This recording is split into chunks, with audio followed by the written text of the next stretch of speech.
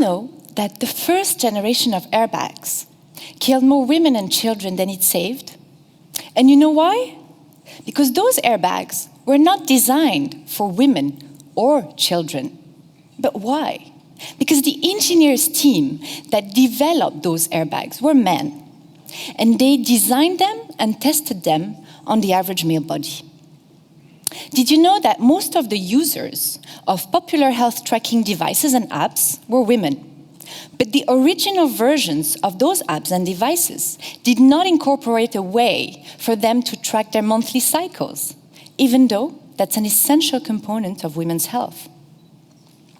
Why do women usually complain that they feel cold in the office, especially during summer? Because the algorithm that regulates office temperature has been defined in the 60s for the average male wearing a suit. So let me cite James Brown. This is a man's world, but it wouldn't be nothing without a woman or a girl. It is not about women against men. It is about men and women equally working together to create the future, because equality is beneficial to all, men and women. According to the World Economic Forum, gender equality in the workplace will only happen in 217 years. 217 years. But most experts are saying that within 30 years, robots will have taken over most jobs. So by the time we reach gender equality in the workplace, robots will rule the world. Artificial intelligence is coming soon, much faster than gender equality in the workplace.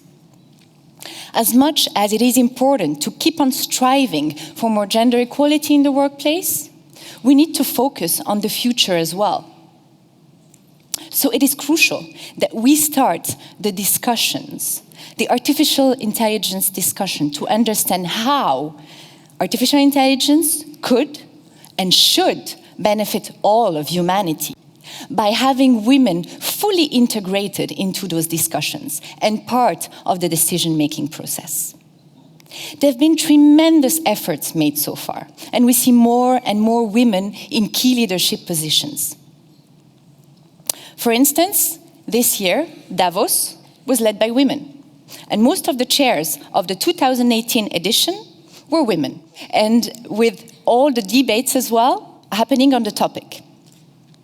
Several countries are not only implementing quotas on women, like in Belgium, in Rwanda, or in Norway, but also laws on equal pay, like in the UK or in Iceland.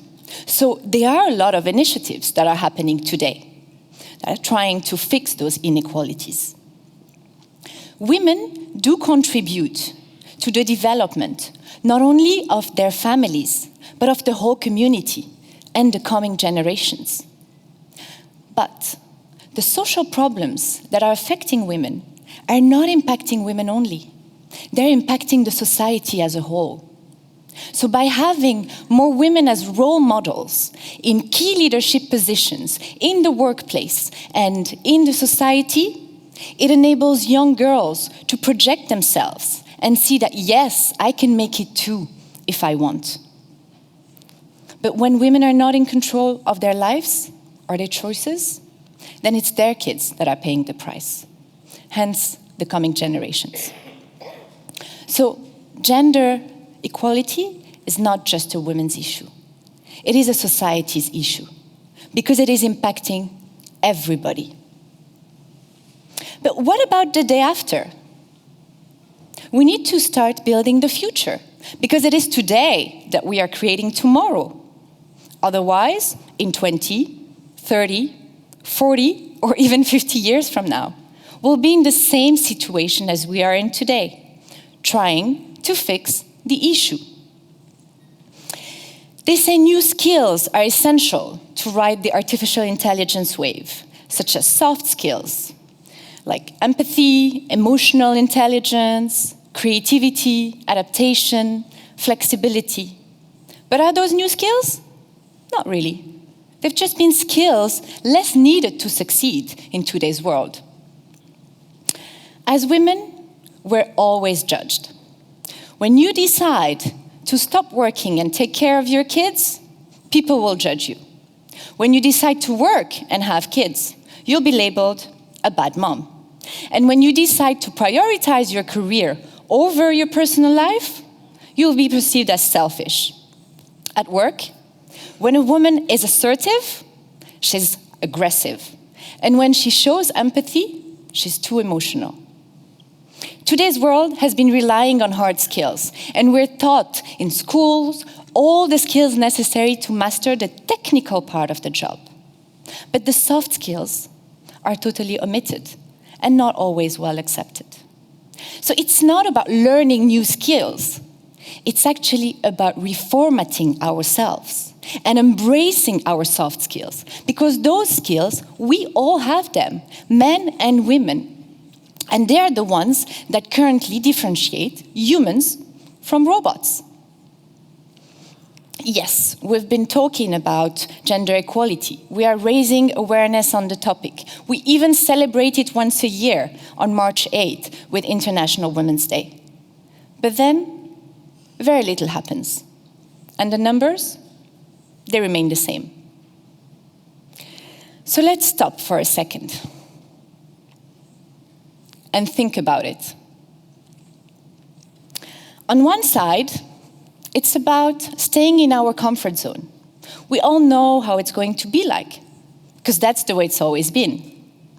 And on the other side, it's about stepping out of our comfort zone. It's about breaking the stereotypes against women. Yes, we can be a businesswoman and a good mom. It's about supporting women and not making them feel guilty. Trust me, we're doing a pretty good job at it on our own. We do not need the whole world to make us feel guilty.